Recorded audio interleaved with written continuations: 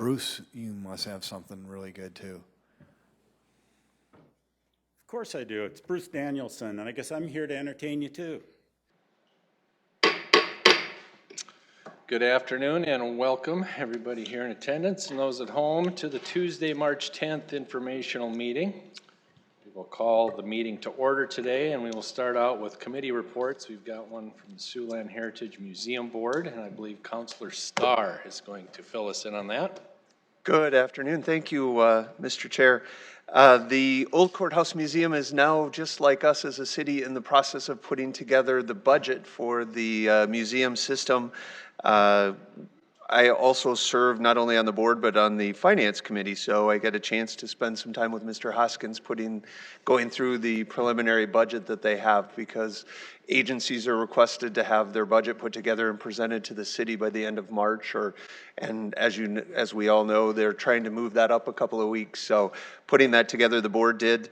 The collections committee also met, and one of the things that the Old Courthouse Museum receives a fair amount of donations, and over time they have multiple donations of the same item or similar things, and some are in better shape. So that's always a challenge to what you can hold on to in a limited amount of space. We now have, with the Resource Center, we do now have a lot more space to hold on to things, but they still do call through the donations and what makes sense to keep into the future.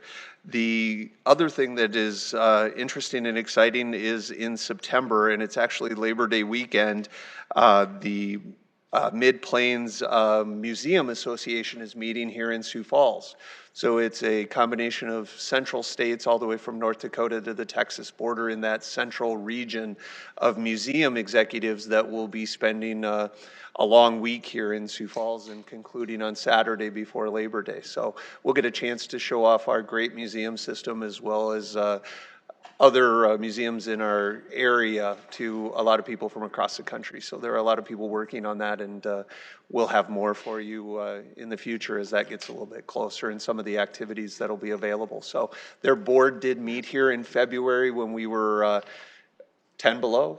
I'm trying to remember exactly what the temperature was when they're bored, and they still had a great time here. So when they come back in September, I'm hoping it'll be a little warmer for them. So the museum's rolling along. All right, thank you, Councilor. We'll move on to City Council open discussion. Councilor Neitzert. Yes, I have the pleasure of introducing to the council Phineas Ipapi. If you just raise your hand. We've had him here today. He's a student at Lincoln. He's doing some job shadowing.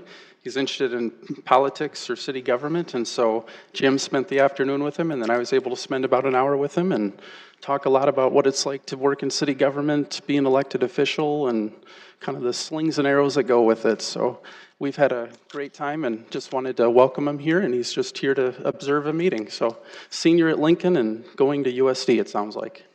Thanks for being here. Just scare him off. Okay. Anybody else for open discussion? Councilor Staley? I just wanted to take this time to mention my deep appreciation for our staff. As people are reaching out to me, and I'm still having constituents calling about concerns, I'm saying to them, hey, I've got an expiration date on me. It's called April 14th. I may not be here after that, or after the May date. And I want to say, just for the record, so that the public understands, that we could not do our job if we didn't have two key staff people, Jim David and David Bixler. Jim David has, through these 4 years on the council, has been my right-hand man. He's got a challenging job because he's working for all 8 of us, and especially right now because we have council members working against each other in this campaign. That makes it especially stressful, I think, for our employees. But Jim David, he balances everybody with the same integrity and attention.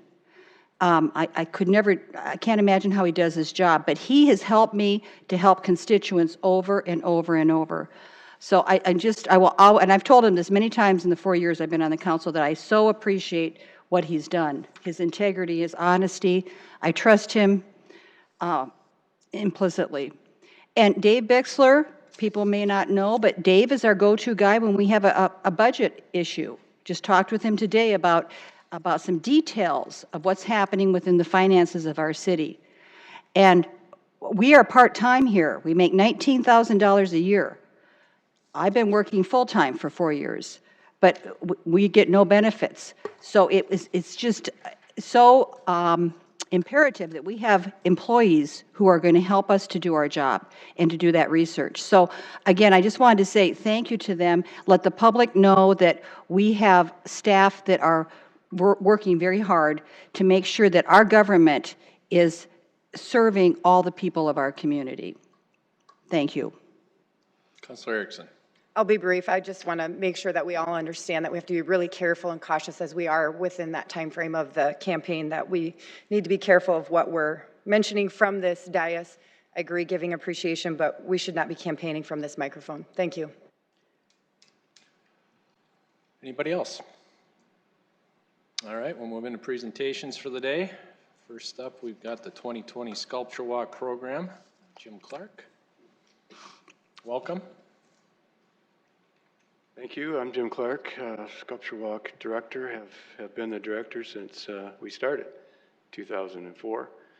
836 sculptures later, now we're looking at our sculptures for 2020. So this is my 17th year here. It's just hard to believe how time flies. So we have 62 sculptures coming for 2020. We had 142 entries.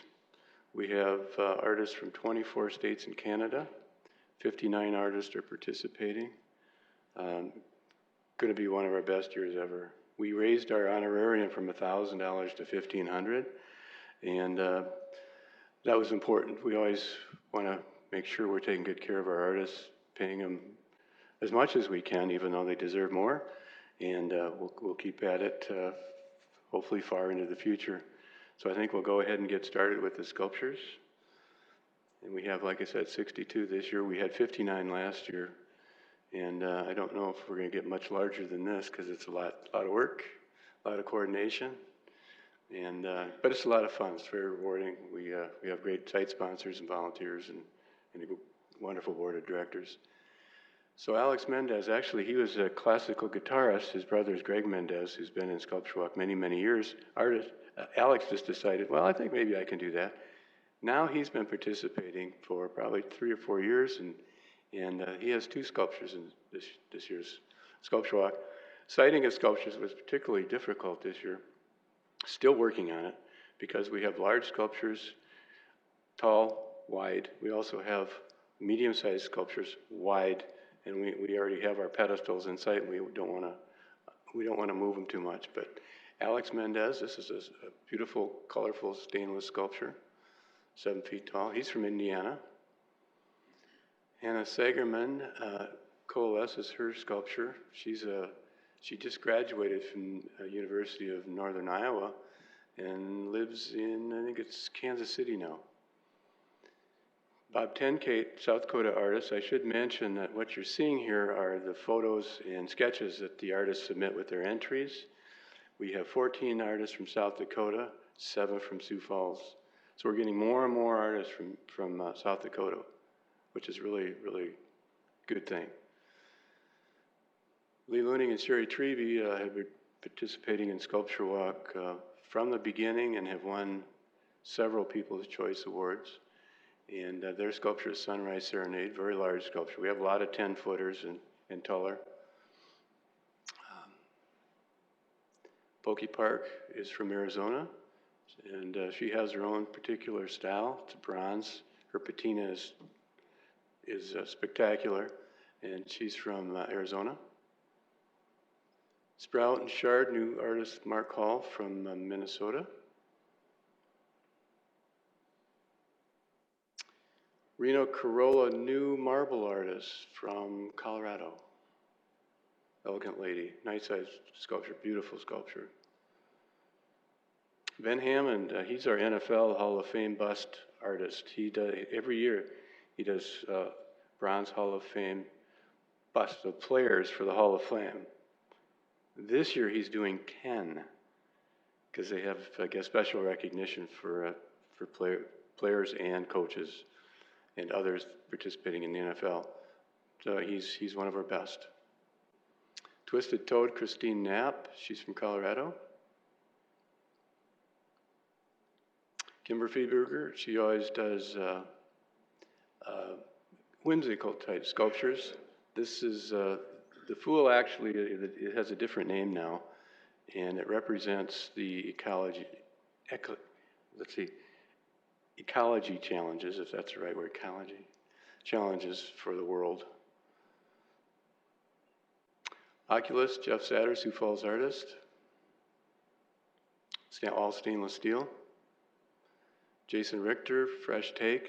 See, one side is more of a graffiti art, and if you look at the other side, on the sidewalk, the reflection through the sun reflection through the shadow is pretty cool. Mona Lisa.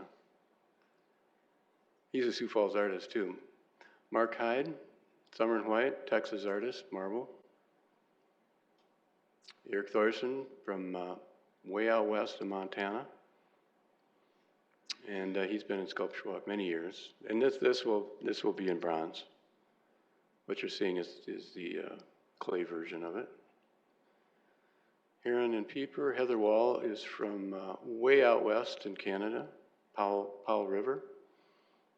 Beautiful stainless steel piece. Mountain Spell, Harold Link is from Oregon. We have 2 of his pieces in Sculpture Walk this year. Jennifer Cannon of California. She was here a couple years ago, took a break, now she's back. Another 10-foot sculpture. And this is polished aluminum and brass. Moose, Travis Sorensen. He is from Belfouche.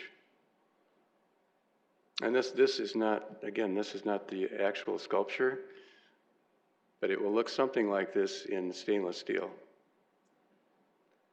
From the Earth, Fritz Hopp, new artist for us. He's from South Dakota, from Black Hills area. Wonder is a marble sculpture from Colorado, Jade Wendell. Dale Lewis always does whimsical sculptures. He gets so many done a year, it's just unbelievable, and they're all big and whimsical. And this one is his biggest and most expensive.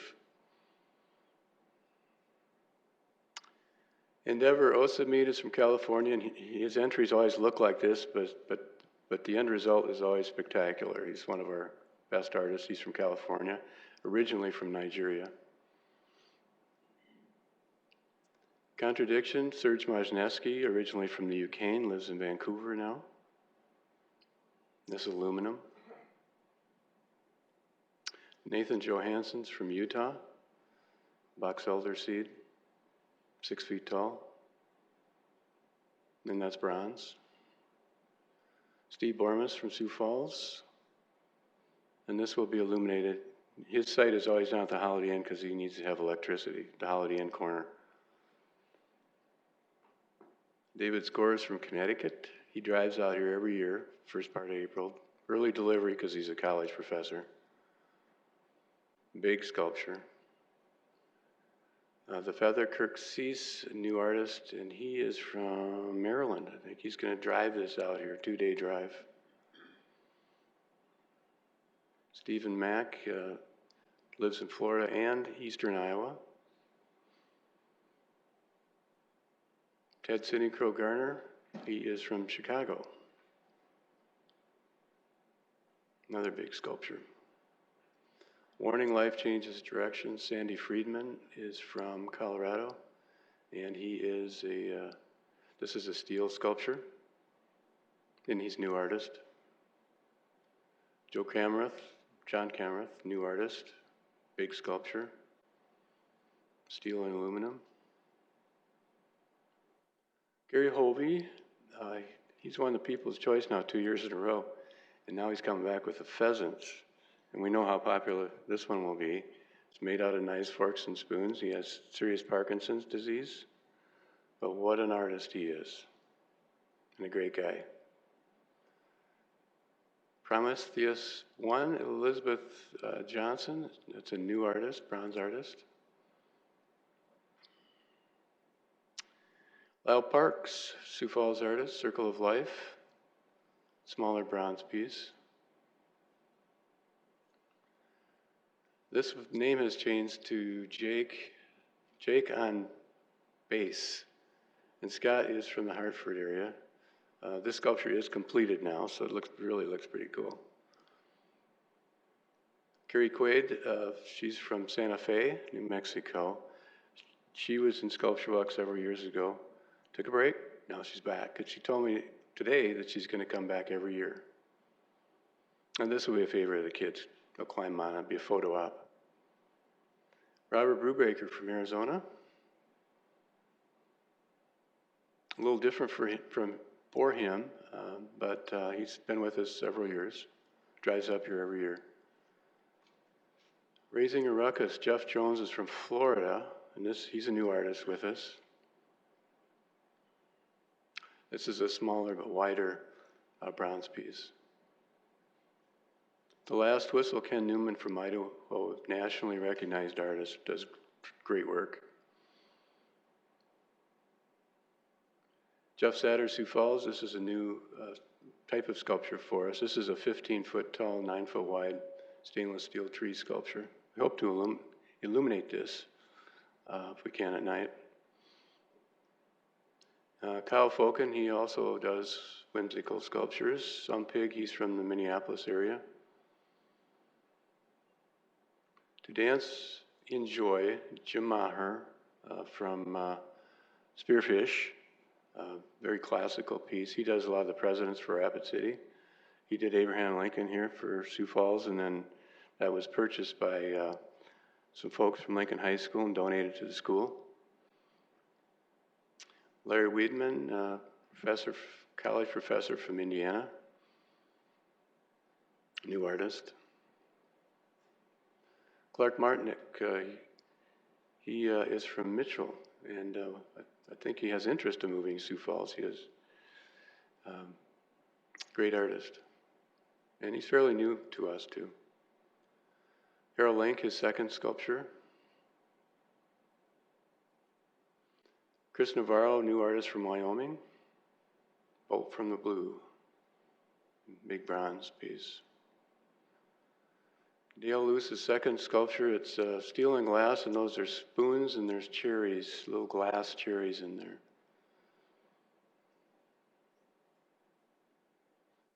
Ray Cobalt is from the Chicago area. Great artist.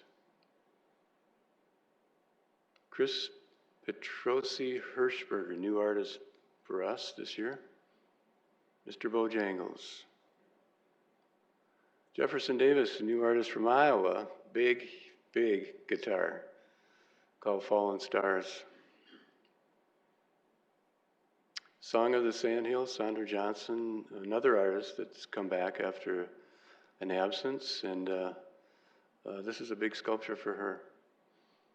She's from Nebraska. Alex Mendez's second sculpture, another large sculpture. To Be or Not to Be.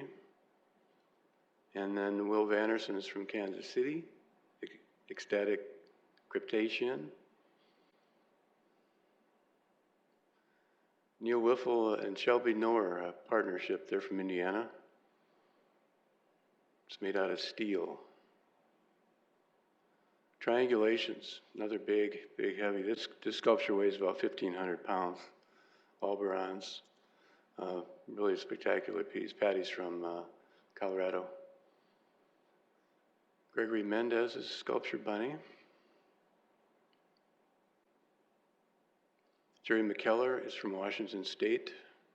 He does a lot of Native American themed pieces. Rook Roost, Jim Green from South Dakota. Dan Perry Quill. Dan is a professor at the University of Northern Iowa. Another large piece made out of steel and aluminum. Bobby Carlisle, St. Francis. And Jerry Nelson's from Iowa, Spirit of Steel.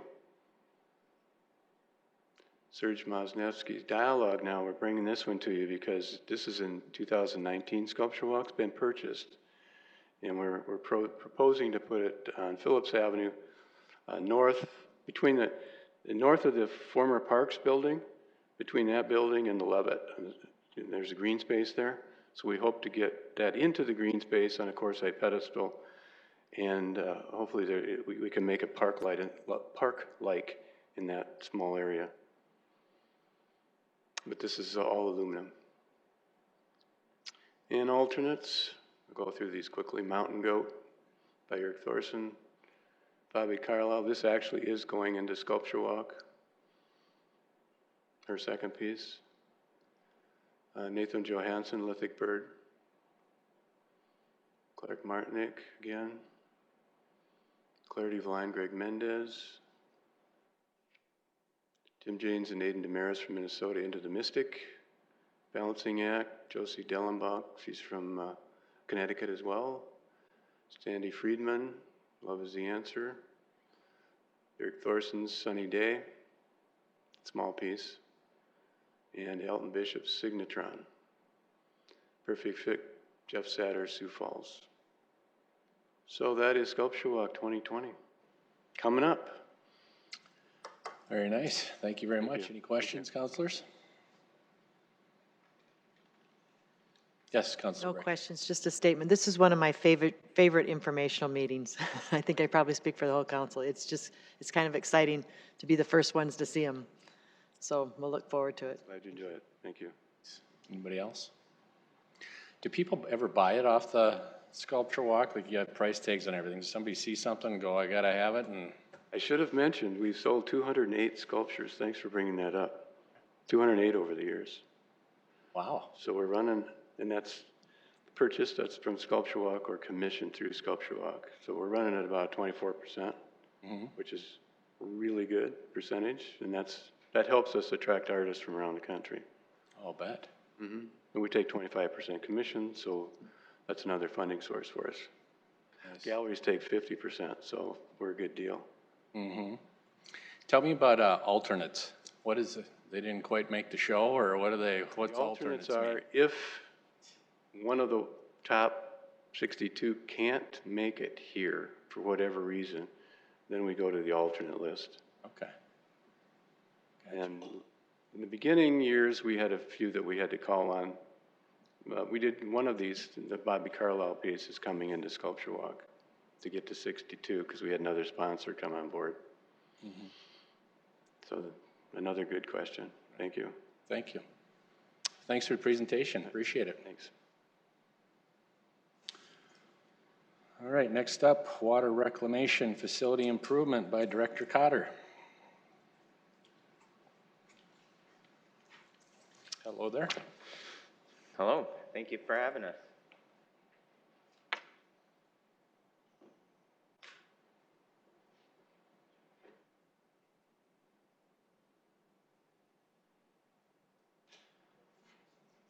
All right, yeah, that's very relaxing to follow Sculpture Walk, so let's get started.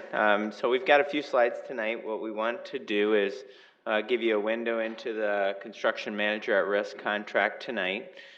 It would be by resolution on your agenda next Tuesday.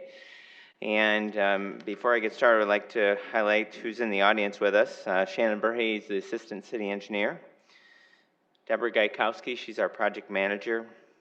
Eric Bogue, he's an Assistant City Attorney. Mark Perry, he's the Wastewater Superintendent. Jim Wiederick, he's our outside counsel, has taken the lead with Eric Bogue and Shannon Burhay on negotiating in good faith with McCarthy on this contract. And then BJ Peterson with McCarthy, we wanted to introduce you to him tonight. Just recently with the coronavirus, their leadership has asked them to not fly unless it's absolutely urgent. And so I did want to give you at least a window into BJ. He will be the on-site project manager. He's an extremely talented individual that we've gotten to know since the RFP process. He's got 8 years of experience with CMR, project management experience. He's got similar project experience, similar to our Sioux Falls project. He's got a Bachelor's of Science in Civil Engineering. He's got a Master's in Structural Engineering. He got from Brigham Young University. He's currently overseeing the Tomahawk Creek wastewater treatment facility in Leawood, Kansas, about a $268 million project that is beginning to wind down, so it'll be good timing for ours. And then he's had involvement in 4 other large plant projects that had a total contract value of about $542 million. So definitely a good, strong team member to be adding to, which you'll get to know also is Chad Meyer. Chad Meyer's been a key project manager for this project, and then there'll be a Mike Wigness. He'll be the on-site field superintendent for McCarthy. He's got a vast knowledge, and I've had a chance to work with him briefly on some of the initial tours that we've taken to other plants. All right, just to highlight the project team, as this is this is a marathon project and not a sprint, and so if I can take you back just a little bit, when the master plan was completed, we presented that to you and you gave us direction to move forward. Then ultimately we put those projects in the capital plan, ultimately built a rate package that would fund that level of investment, and then went to the market first for an RFP on Corollo Design Team, did a competitive qualification-based selection to hire Corollo, and then shortly after that went to use the RFP process to select McCarthy for construction manager at risk.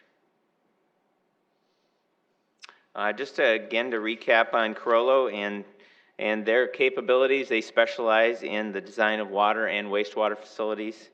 They've completed over 300 water reclamation facility projects with flows from 1 MGD up to 450 MGD. To remind you what our size is ours is at 21 MGD, million gallons per day, and it'll be expanded up to 30.1 million gallons per day. Corollo has completed over 15 construction manager at risk projects totaling just over $2 billion in project costs. They have an integrate and collaborate with the CMAR contractors and embrace the complementary role of having both the designer, the owner, and the construction manager at risk working together. And they also review and validate CMAR pricing. One of the interesting approaches that they bring in their design approach is that they call it RELI. It's an RELI approach. R is for robust, E is for easy to operate and maintain, L is for logically laid out, which they've highlighted that our plant, the initial build, was very logically laid out, and I is for innovative. And so everything that they design has to fall into that RELI approach. All right, McCarthy, and again, we were hoping to have BJ here to give you a window into McCarthy. They are also a leader in the industry. On the constructor side, they've completed the pre-construction and construction for over 32 construction manager at risk water and wastewater projects. The construction manager at risk delivery method ensures the right scope is developed to improve plant operations while providing project cost certainty. They're committed to transparency, collaboration, and design options with a dynamic team approach. They've also partnered with a local strong industry leader in our area, Henry Carlson Company, to facilitate the local market pricing and provide local contractor relationships.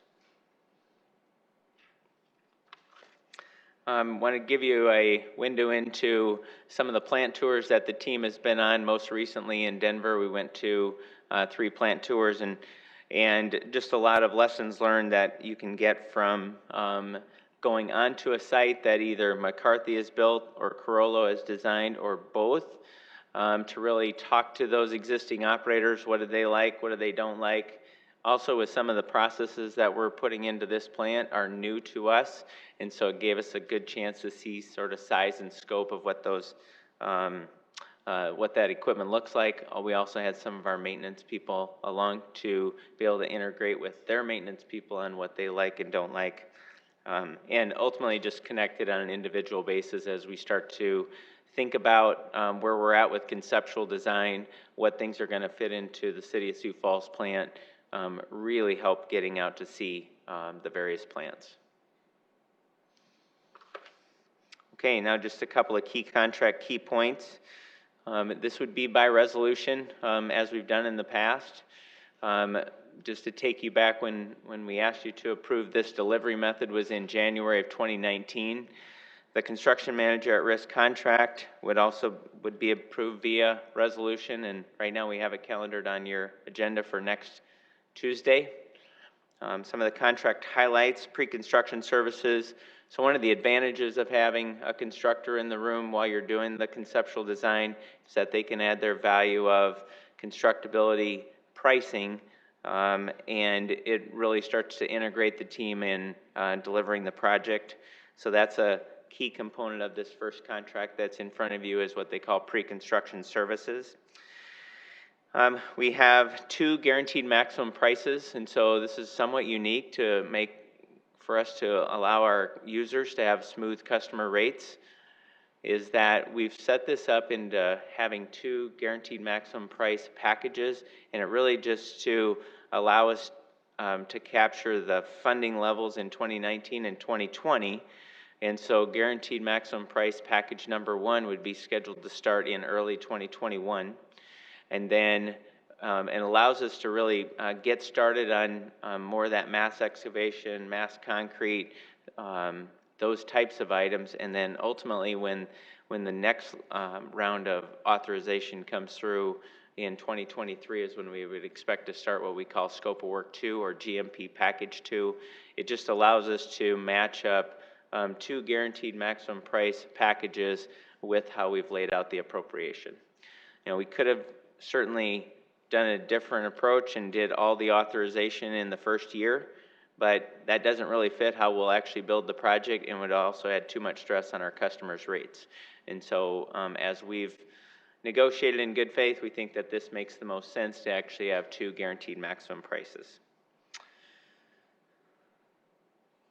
And then construction services, ultimately, once we get into construction, we expect to be into construction by about March, April of 2021.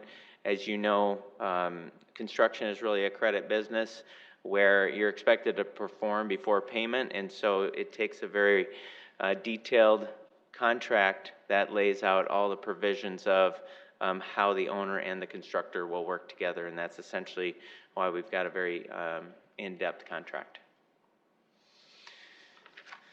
That's what we have for you today. Again, our team is here to answer any questions that you might have. If you're interested in a printed copy, I do have a few with me. Didn't try to kill any trees. So, and also it will be uploaded to the website as soon as it's available for next week's meeting. So, with that, do you have any questions for our team? Thanks, Director. Any questions?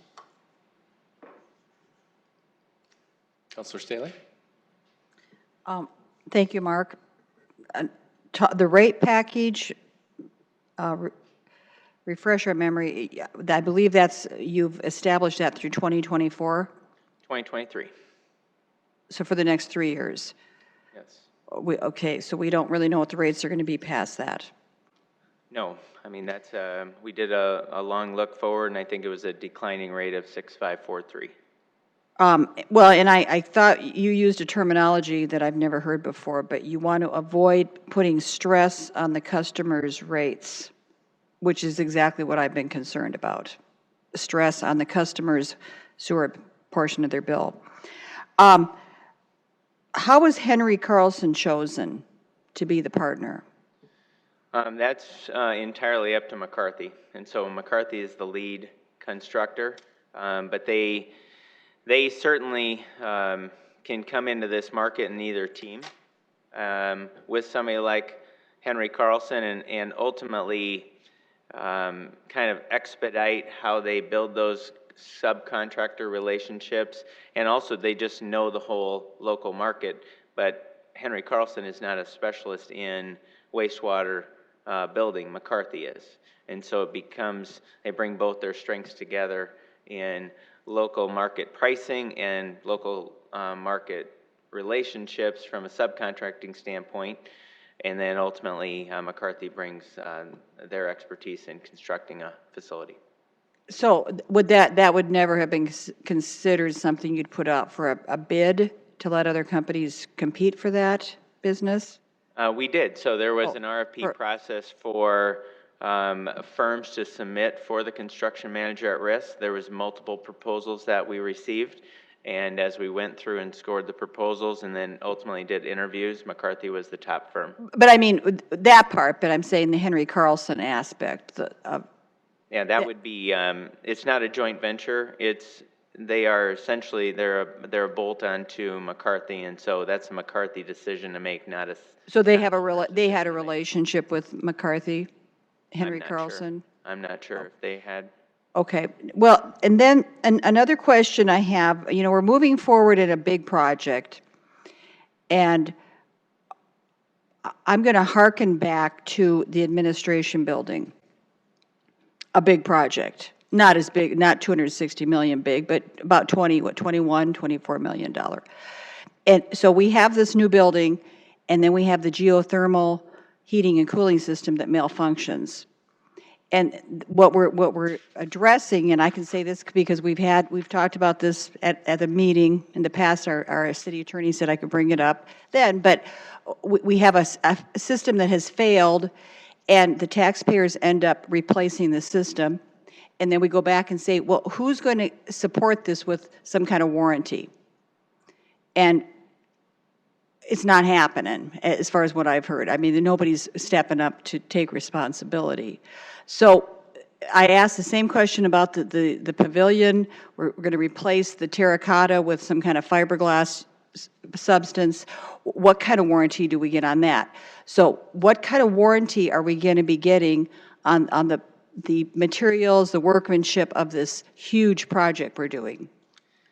I'm going to bring Jim Wiederick up to speak to that, but just to correct the record, this project that we're talking about is not 260 million. This particular contract is for the plant improvements, which is 159 million. Okay, thank you. I'll bring Jim up to speak to, in general, to warranty. Welcome. Good afternoon, council members. Jim Wiederick with Woods, Fuller, Schultz, and Smith. This contract would have a number of warranties in it, and once you receive a copy of the contract and want to review that, it's under section 3.10. So in construction projects of this nature, the contractor warrants really three things: that the materials that will be used are new, that the materials that are installed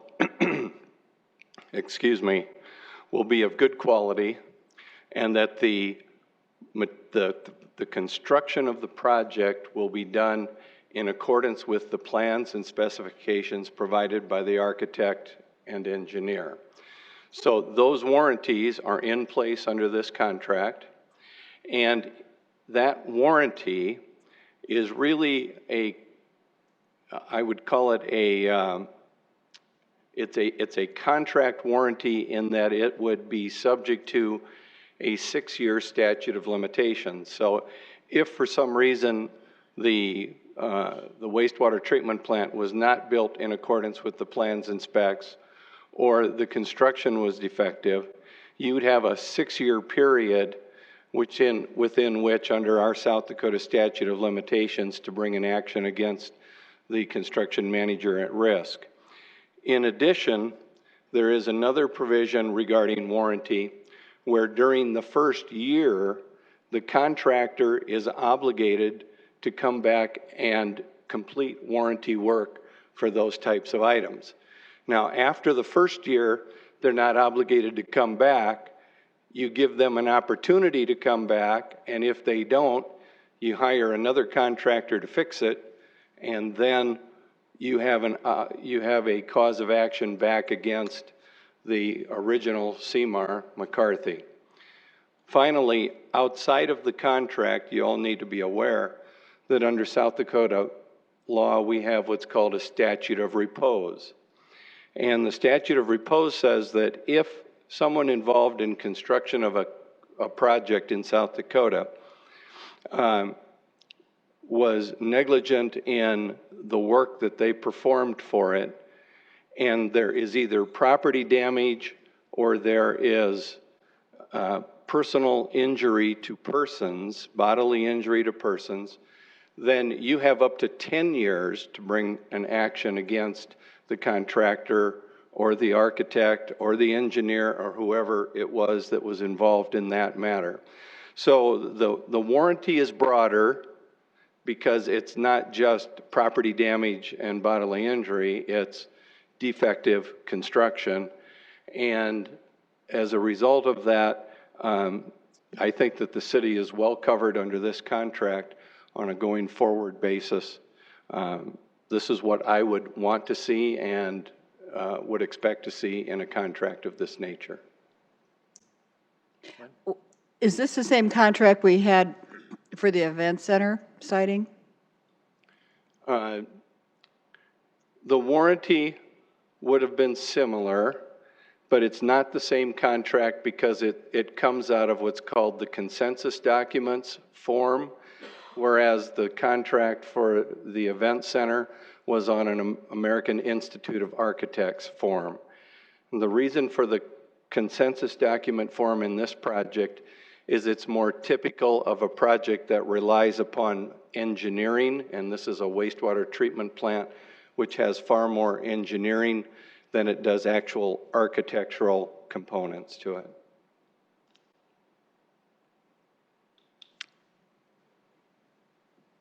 So if I just may, Mr. Chair, you mentioned the two things that you talked about, someone, the physical injury to someone. What were those two things that you? Under the statute of repose, property damage and bodily yes, you were injury. talking about. So just to keep it simple in layman's terms, Okay. and you know, to compare it, I like to compare it to something we do in our own home. So if you put a new roof on your house, Yep. you know, you can get it. It's the materials are covered for X amount of time, and then they prorate, of course, how they're going to replace the materials, and also, I don't know what kind of deal you can work out where they come back and actually put the labor into it. And negotiation, of course, is the key word. And you're negotiating a contract, right? Right. Negotiation. So, again, it just seems to me, in my 4 years on the council, oftentimes the citizens are getting the short end of the stick when it comes to things not working out the way they're supposed to. That's just been my perception. So, again, if I was going to, and I don't know how much authority I have to tell you to direct you in this, probably none as a council member, but I would say, forget the 1 year. You said you're going to get a 1 year warranty on workmanship? Is that what you said? 1 year, it was their labor, I believe, 1 year. You have, the contractor has an absolute obligation to come back and fix everything within the first year. After the first year and up to the end of the statute of limitations, the contractor is offered the opportunity to come in, does not have to come in, but is legally responsible if you have to hire someone else to fix it. For how many years? Well, the statute of limitations in South Dakota is 6 years. Because I don't know that we're experiencing that with other projects. That would be a wonderful thing to hear. Like, for example, the geothermal thing. That I don't think that's been investigated. But back to this, I would like to say, let's make that a 3-year mandatory. You want the business, and this is big bucks here. You want the business, you give us a 3-year warranty that you're going to come back and stand by it. And then after that, because it sounds like you're getting that anyway with the 6-year thing, but we've got to get attorneys involved in it, right? We can certainly ask for that. What I would tell you is that the 1 year is the industry standard. We're likely to get a lot of pushback. And as Mr. Cotter pointed out, this is a big project in Sioux Falls.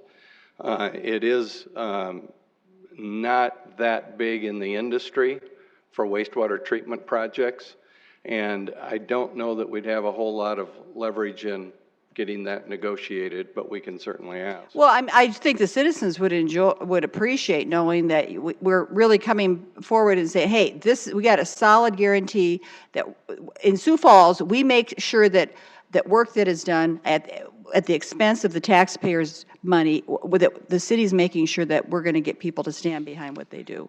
And so that's my 2 cents on that. Okay. Counselor Neitzer. First of all, I just want the citizens to be clear, because it's been somewhat implied multiple times. The city does not do projects and not get warranties. The idea that we don't get warranties on projects like the indoor pool is just ludicrous. So that's first of all.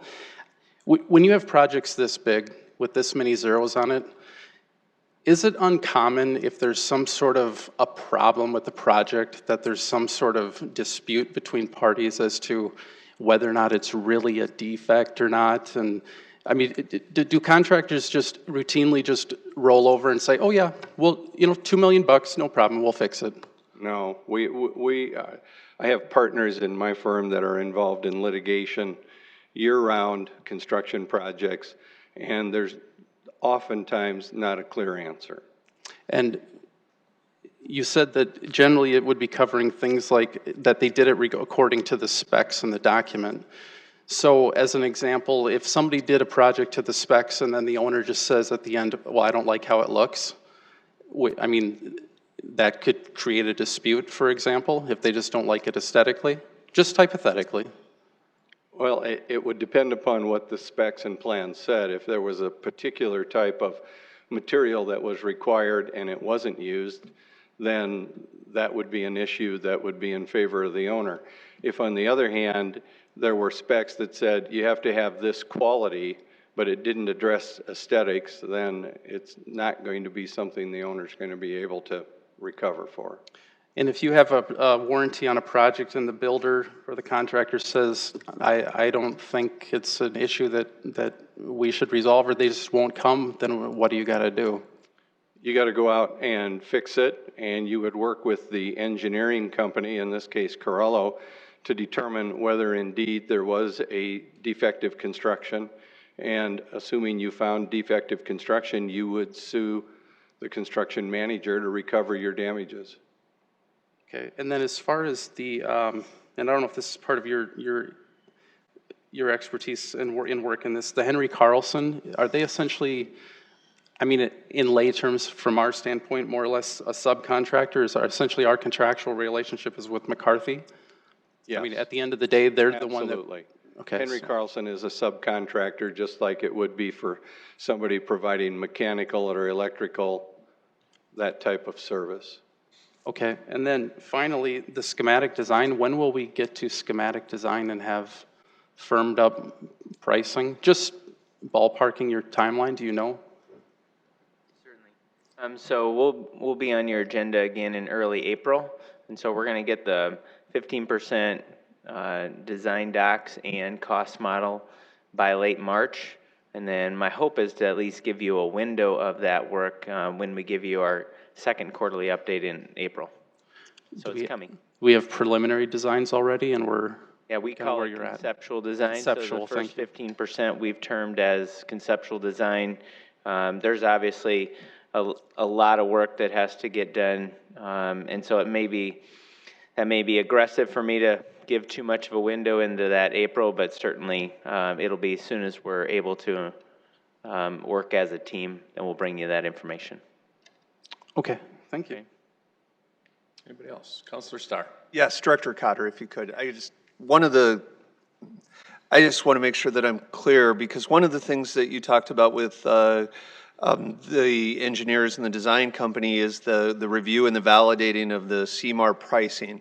So they've been in the marketplace probably up to this point, getting general ideas what local vendors would charge for rebar, steel type of things, concrete, those type of things, but the project hasn't been bid yet. That's right. There hasn't been any bidding, so. Yeah, we're at the very beginning, and so we probably won't see any true subcontractor bidding that probably will begin, I would suspect, around like October of this year. We're still in the very early stages of design, so just like I said with Councilor Neitzer, we're hoping in March to get the 15% conceptual design. Then we'll come into a room and start to prioritize the improvements to first, number one, remain in compliance, second, get our additional capacity, and then just really work through all the various issues. And then once we establish what we call the program, then they'll take off and then they'll complete 30% design.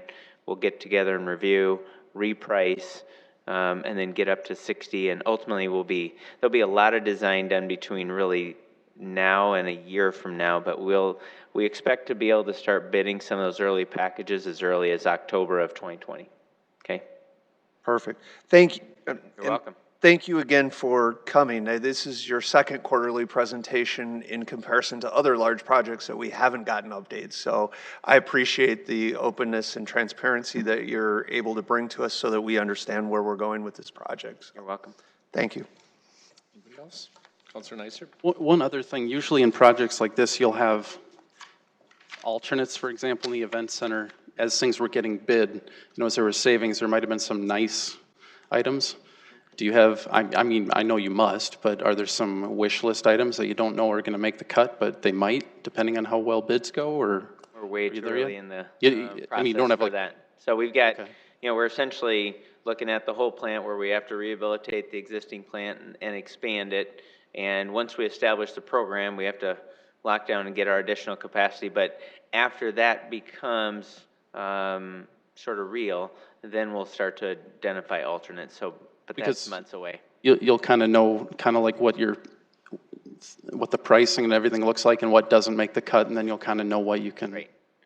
Yeah, but then if we start to bid and ultimately projects either come in on price or under, and once we get through, say, 65 to 70% of bidding out the packages, and we still have owner contingency available and constructor contingency just speculating, then we can start to pull in some of those other items that, just will further allow the plant to operate better.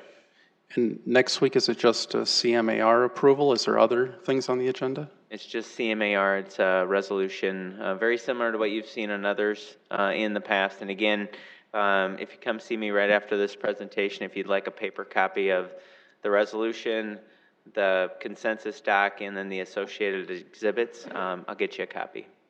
Thank you. Councilor Staley? Well, just to backtrack, we had a secret settlement with the event center. So, and it was layers of who was responsible, which we didn't get to know about. So my concern with this project and any projects we're doing is that we are moving forward in a different way so we don't run into that again. So that's, and again, with the administration building, we find out, who's responsible. Is it the architect? Is it the construction company? And it seems like people don't want to take responsibility then. So I've been saying, and I will continue to say, that on the front end, we've got to build in more safety measures to make sure that that doesn't happen again, just so we learn from our mistakes. Very good. Okay, anybody else? Thanks, Director. Well, thank you for having us. And we open it up if we have any public input on any of the subjects today. All right, looks like we're good. We will adjourn. Thank you.